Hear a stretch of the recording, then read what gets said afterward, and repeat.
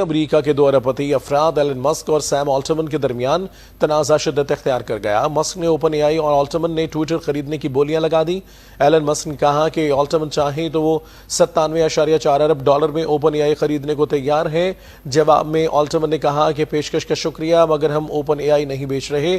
آلٹمن نے ایلن مسک کو خطاب کرتے ہوئے کہا کہ اگر تم چاہو تو ہم 9.74 ارب ڈالر میں ٹویٹر خریدنے کے لیے تیار ہیں۔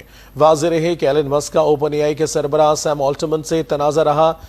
ایلن مسک اوپن اے آئی اور سیم آلٹمن کے خلاف کئی مقدمات بھی دائر کر چکے ہیں۔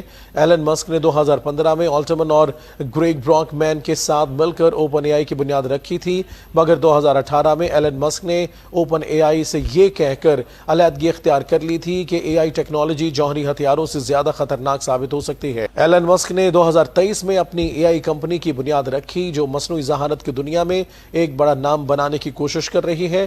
دوسری جانب ٹیسلا کے سی او اور اسپیس ایکس کے بانی ایلن مسک نے شارٹ ویڈیو شیئرنگ اپلیکیشن ٹک ٹاک خریدنے میں عدم دلچسپی کا اظہار کر دیا۔